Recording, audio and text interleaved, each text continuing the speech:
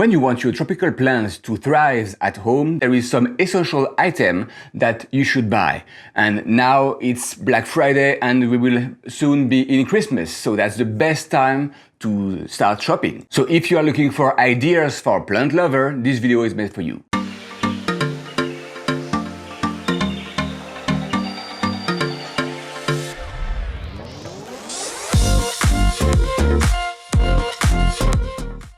Hi, my name is Remy, and on this channel I explain you everything I know about how to grow Nepenthes, these tropical carnivorous plants, on the windowsill. So if you're new, consider subscribing.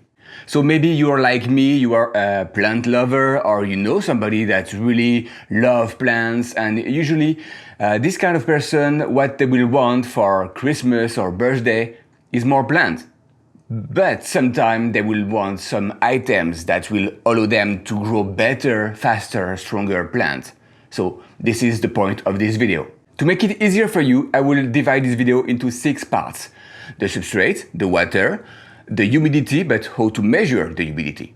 And then we will talk about how to increase the humidity and how to increase the light, because plants will need more light, especially during winter. And the last part will be the fertilizer, because if you covered everything else, that's going to be the last thing you want to improve, giving more strength to the plants. By the way, all the products will have the links under the description, and all the links are affiliates. That means if you buy something, I will get few cents out of it, and it helps to support the channel. So thank you. So now let's go directly to the first part. The first item will be sphagnum moss. That's a little bit specific for orchids and Nepenthes. That's basically used for plants that are sensitive to root rot. So usually these plants require a lot of air around the roots. That's why usually you will combine that with some drainage. My favorite drainage would be perlite. Perlite is great, it don't decompose over time, that's cheap, so that's really a nice one. That's the small white balls or particles that you can see on this video.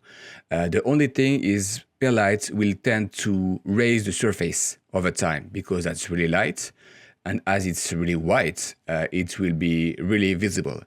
If you want some more discreet drainage, I would recommend going for barks.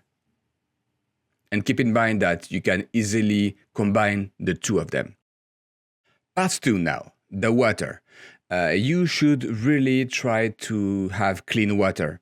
The TDS meter, total dissolved solid, on the water will give you an idea if your water is clean and not too loaded with minerals. Because most of the tropical plants are sensitive to minerals, and if you don't repot your plants often, all the minerals will build up on the substrate and then it will start to damage, poison the plant. So having an idea of how clean your water is important. And if your tap water is not that clean, you can easily, with this TDS meter, mix it with clean distilled water or even rainwater to have the best water for your plants. Now let's talk about how to know how much humidity around your plants you have, and the temperature, obviously. Because most of the plants that you will buy, you can easily Google the name and they will tell you if these plants need higher or lower than a certain temperature. Same for the humidity. And some cheap sensor will just give you the temperature and humidity right now, where the other will keep track of all the changes so you can better understand the needs of your plants and how to give them what they want. I personally use the sensor push. It's really small and discreet. As you see, it's in the middle of the pot, so I don't even see it. And if you buy the G1 Wi-Fi gateway or something like that, it will connect this to internet. So basically you can see what is temperature and humidity in your house when you're away. So with Google Nest, I can turn the AC when it's too hot. So now that you know the humidity around your plants, how to increase it? Well, you can use the water tray method for sure, it will help, but the easiest method is using a humidifier. There is a lot of different kinds, but what you want to check is the capacity. How many liters does this machine retain. So if it's a 4 liter, for example, some will tell you it's up for 40 hours of misting. 6 liter is even better, so it would be perfect for the whole week if you only run the humidifier during the night. So that's really a great device to have. The cheapest version would be a spray. You would spray manually, but on the long run, that's going to be a pain. But this sprayer could be used for liquid fertilizer that we'll talk at the end of this video. So it's also something you want to consider. I personally use the Levois 4 liter because that will mist for 40 hours, and as I'm misting every night for 8 hours, it's equal to 5 nights, so that's very cool. So now let's talk about the light. If you grow on the windowsill during winter, when the daylight is really short, the plants will lack of light, so they will grow slowerly, they will stop featuring or producing flowers.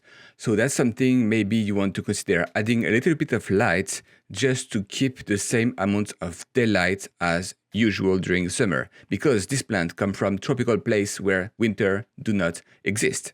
And if you plan to grow your plants on a room where the only window is north, where there is never any sun coming in, or if you want to grow on the basement or even in a dark room, the grow light will clearly help the plant. So right now my grow lights are two SANSI 36 watts. That's great full spectrum grow lights. It's not that hot when you touch, so that's a very good light, really bright as you see, and it's almost cost nothing to run for the whole year, so really I recommend this one. And the best for the grow light would be to use them with a timer, a digital timer, because the classic timer that you will find at Home Depot or whatever, they will produce a sound like a mechanic sound.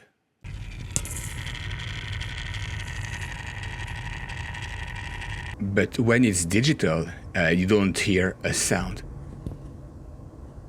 So I really recommend a digital one like that, being able to program when the light will start and stop. The fertilizer now. Even if the light is the main source of energy for the plants, clearly having some fertilizer inside the substrate or even on the leaves with the spray, because you will use some liquid fertilizer, usually for orchids, that's going to be very important. That will be the difference between a regular plant and a thriving plant. And again, for the liquid fertilizer, you will probably need a TDS meter to have your good ratio between the concentration of the products and the water. And you will use it with the sprayer that we talked earlier. So again, all these items can be used for many things. So there is two kinds of fertilizer. There is the liquid that you will spray on the leaves and you can fill the pitcher with that. No more than once a week, that's good. And the solid one. The solid one, Osmocote, is the most known, and that's something you put in the pitcher of your Carnivorous plant or on the substrate. On the substrate, it's easy. It's when you repot, and don't put too much, right? Less is better. And on the pitcher, for example, when you get a new pitcher, put an Osmocote on the old pitcher, because that may burn it, and you want to keep at least one good pitcher for each plant. Question of the day. Do you plan to gift yourself for Black Friday or Christmas? What kind of item do you plan to buy? Maybe that's additional grow lights. What I really recommend for you during winter. Maybe you are more looking for increasing the humidity. So please let me know in the comments what you plan to buy, except plants. So until next time, happy growing.